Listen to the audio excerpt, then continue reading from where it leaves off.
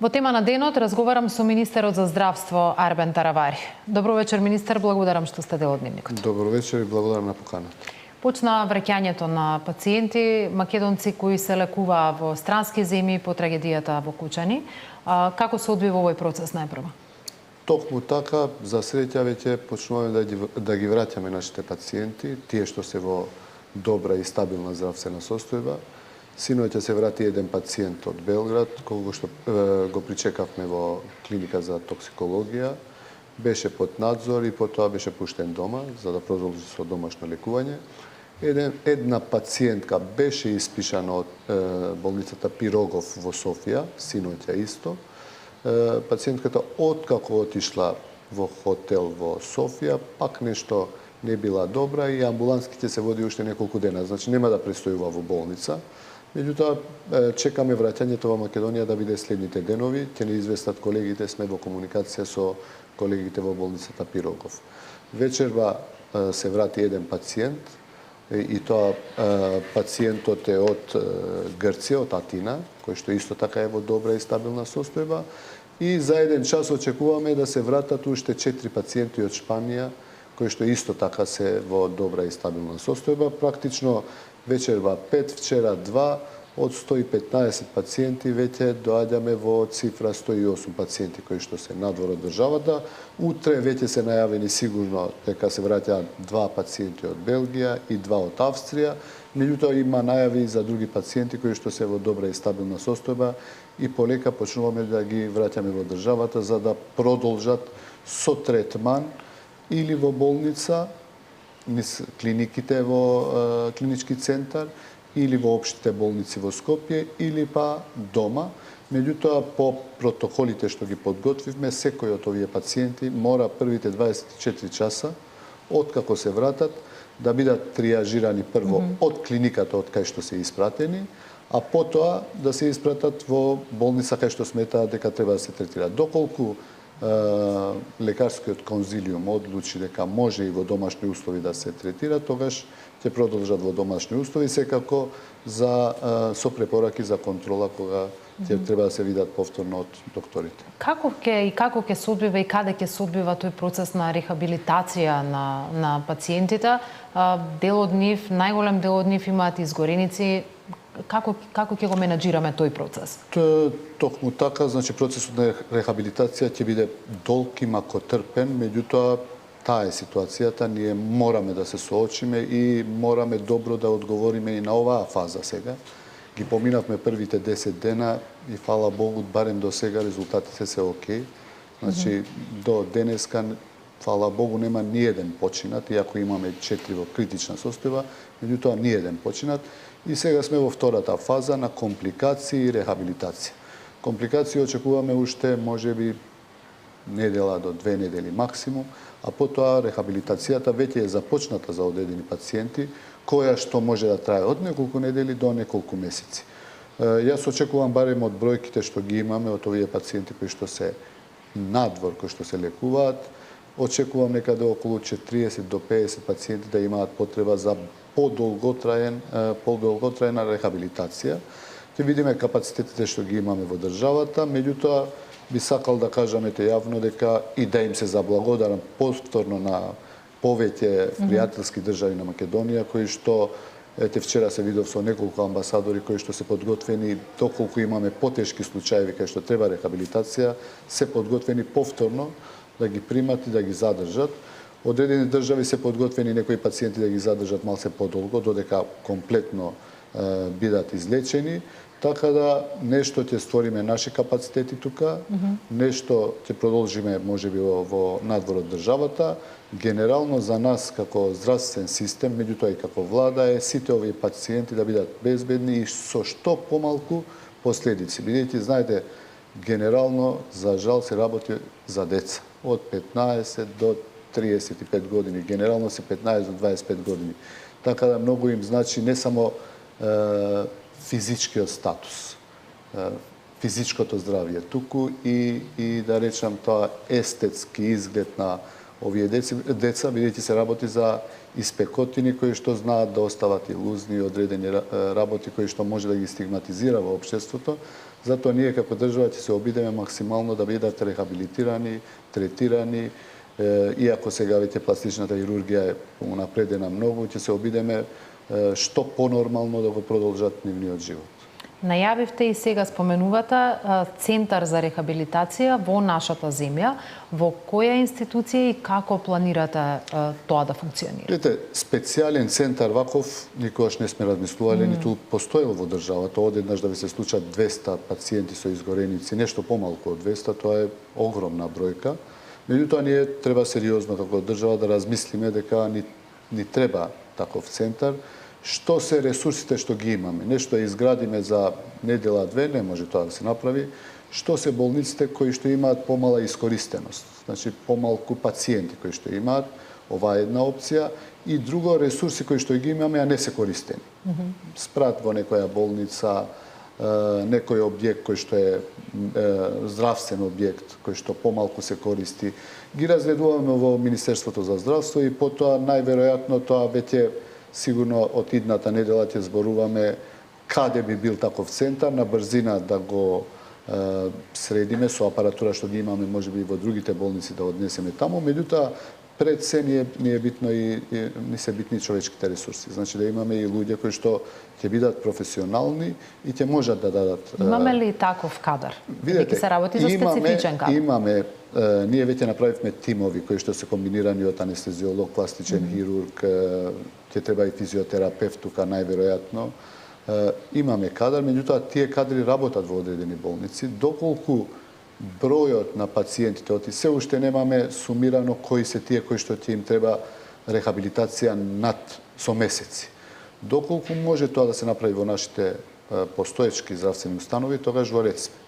Бидејќи повторно, моментално имаме во Скопје околу точната бројка е 23 пациенти, меѓутоа од минатата недела сите програми за сите пациенти функционираат безпрекорно. Значи како да нема дополнителни пациенти, доколку можеме во, например, во Центарот за рехабилитација во Козле и физикален третман, таму да бидат однесени, таму да одат и одредени колеги и психијатри и евентуално пластични хирурзи, па од таму да се донесат во пластична хирургија да се третират. Ни треба време точно да знаеме како би постапиле по бројот на тие што треба да се рехабилитираат по долг период. Спомнавте дека дел од државите се понудиле за овој долготраен процес на рехабилитација и исто така да бидат вклучени. Кои се тие држави? Дали се тоа пред се земјите од нашето соседство кои па и први понудија помош? И соседи и други пријателски држави од Европската Унија, генерално тие што ни помогна и испратија и своји авиони, некои своји возила, само да се солидаризираат и да ни помогнат во тие први 48 до 72 часа, кога ни беше реално и најтешко. Со сите слабости и недостатоци, здравствениот систем покажа повторно дека умее и може да се менаџира добро, нормално со целата екипа што бевме во Министерството за здравство и сите здравствени работници, треба да бидам искрен. Кога посетив општата болница во Кочани, ми кажа директорката дека повеќе сестри, медицински сестри и доктори, без да ги повикаме, слушнале од соседните градови и дошле да помагаат. Исто беше и во клиничката болница во Штип, исто беше и во клиничките болници низ Скопје и во клиничкиот центар. Повеќе колеги кои што воопшто не беа повикани, недела беше, да не зборам за понеделник, само ни се јавува и не прашува кај можеме да помогнеме. Така да ја искрено би сакал и јавно да им се заблагодарам на сите здравствени работници во Македонија кои што дадоа максимум од себе за да ги имаме овие резултати за сега кои што се релативно добри. Да. Министра, јасно е дека при трагедија од вакви размери, дури да имавме еден центар за изгореници, тој немаше да може да одговори на потребата во дадениот критичен момент. Но сепак дали покажа оваа трагедија дека една држава, колку и да е мала, како што е нашата, не може да нема макар неколку места за третман на лица кои што имаат изгореници, ние во моментов немаме ниту една. Јас би сакал да кажам, изгореници за мали држави центри, добро е да имаат, меѓутоа повеќето земји кои што се и помали и немаат такви центри. Кај нас имало, само да објаснам, оваа беше тема, од 2000 година до некаде 2013 во градска болница и биле 2 кревети, значи само за 20 пациенти. Ете да имавме ние центар за изгореници со 4, со 6, со 8 кревети. Повторно, флуксот, бројот од 190 пациенти, невозможно е. Видете, Словенија ни нуди 4 места за 4 пациенти. 2 во Љубљана, 2 во Марибор. Во Солун, 5 пациенти. 3 во една болница, 2 во друга, во воена болница. 3 во една Папа Николао болница. Значи, сите болници, сите држави што прифаќаат во градови по 2 до 3 пациенти. Зашто? Затоа што капацитетите се ограничени. Ние треба да размислуваме за ваков центар, дефинитивно. Меѓутоа не е нешто што мораме веднаш да го направиме. Меѓутоа, долгорочно ни треба центар за изгореници, како што ни треба и центар за гангрени и ампутации. Веќе имаме идеи кај тоа може да биде направено, меѓутоа не повеќе од 2, 3, 4 кревети. Видите, ако ги земете пациентите кои што со изгореници генерално се третираат во пластична хирургија, бројчано се многу малку. Се надевам, може би ваква трагедија нема да се случи во Македонија следните 100 години. Да се надеваме никогаш дека нема, да. Меѓутоа, ние мислам дека ни треба, овие се 2 хитни работи кои што како влада треба да размислиме, а како министерство да понудиме проекти кај може да се реализираат. Целиот здравствен систем беше на испит, несомнено е и она што вие го кажавте, дека имаше брза реакција која овозможи овие над 100 повредени пациенти да бидат згрижани, но за транспортот на пациентите до аеродромот при овој трансфер во други држави, увидовме дека државното здравство нема ниту возило за брза помош кој е премено за пренесување на пациент на респиратор.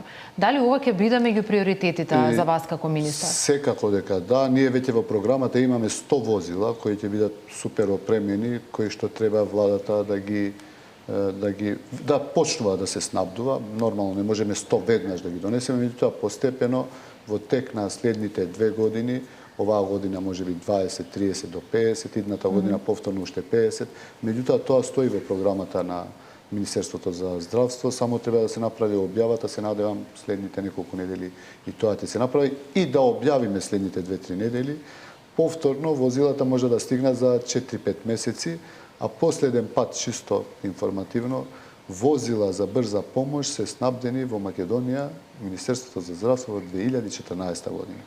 Значи, 11 години воопшто немало снабдување со нови возила за брза помош. Да, и тоа било предмет на критика и од медиуми, се правеле споредби колку службени возила се купени наспроти возила на брза помош, но една ваква криза ни покажува колку е важно да имаме изградени капацитети. Хитно и неопходно и тоа веќе стои во програмата на Министерството за здравство и се надевам дека ќе почне со реализација. Возачот на брзата помош, кој работеше повеќе од 30 часа, имаше повеќе од 11 превози на повредени од болницата во Кочани кон другите клиники и болници до Скопје и до Штип.